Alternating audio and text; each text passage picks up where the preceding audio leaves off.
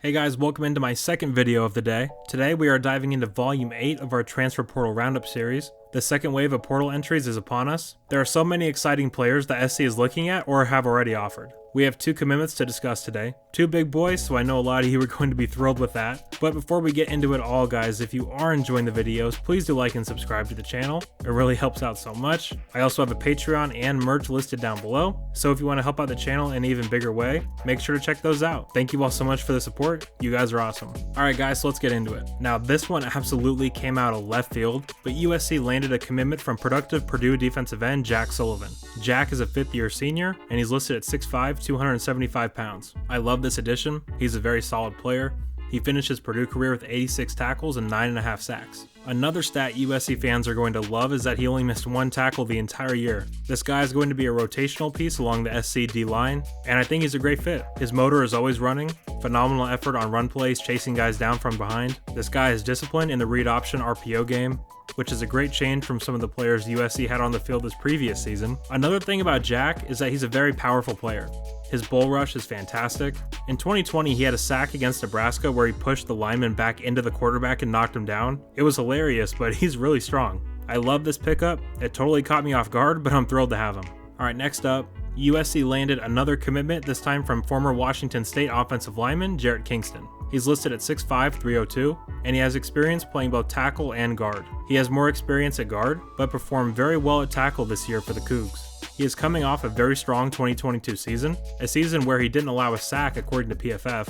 He was also PFF's #1 pass blocking guard in the country in 2021, and was named an honorable mention to the All Pac-12 team despite missing the final 4 games of the year due to injury. Not allowing 1 sack from the left tackle spot is a very impressive feat. Also, I have talked about this before, but having experience playing with a quarterback that likes to run around and create plays outside the pocket will really help him fit in fast with this USC offense. Cam Ward did that all the time at Wazoo, so playing with Caleb should feel very natural to him. Now, he did switch over to tackle this season for the Cougs, so I'm curious where he will line up for SC this next year. He's honestly built well for both spots at the college level, but he probably projects more as the Andrew Voorhees replacement at left guard if I had to pick a spot to play at. But wherever the staff decides he should line up, I have no doubt he'll excel. Offensive line depth was obviously a big concern heading into the offseason, but with the additions of Florida right tackle Michael Tarquin and now Pt. Kingston, things are looking much better for 2023. Now, we did see a portal departure from the receiver room. This one is not surprising at all though, as we all expected Bryant Jr to hit the portal sooner rather than later. Gary is a super talented guy with great speed and great potential,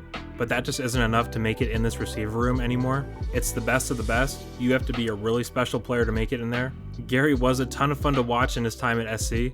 I'll never forget the kick return to set up the game-winning touchdown against UCLA in 2020. Whoever gets Gary will be getting a dynamic weapon on offense and an even better person. I think he's going to be a very productive player wherever he goes. So 1 receiver out and perhaps another one in, as rumors are linking USC to Cal receiver J. Michael Sturdivant. Now, going into that SC Cal game this year, I didn't know much about Sturdivant, but then I watched a few of Cal's games in preparation for my game preview, and I was blown away. This guy is an absolute stud, listed at 6'3", 205. He was just a redshirt freshman this year as well, and he was really a bright spot for a Cal team that didn't have many this year. This guy's athleticism is off the charts. In high school, he had a 10.49 second time in the 100-meter dash, a 34-inch vertical, and a 4.31 second shuttle time. Again, at 6'3", 205. This guy really has it all. Great hands, great leaping ability, great run after catch ability. This guy is going to be an NFL wide receiver. This is how you create the best receiver room in the country. You get monsters like this. Imagine being able to rotate 8 guys, and guy number 8 is better than most teams' 1s and 2s. This would really solidify the USC receiver room as the best position group in the country. The Michigan offensive line and the USC receivers would probably be 1 and 2, and this would put SC over the edge for sure. UCLA is also involved for this guy, so that would add some extra incentive to bring this guy in. Now, just some final thoughts. The transfer class for SC is really starting to take shape, and it's honestly looking really solid. The O-line depth has been solved. We've added a great receiver and running back, as well as defensive players at every level. This team is going to be absolutely nasty next year.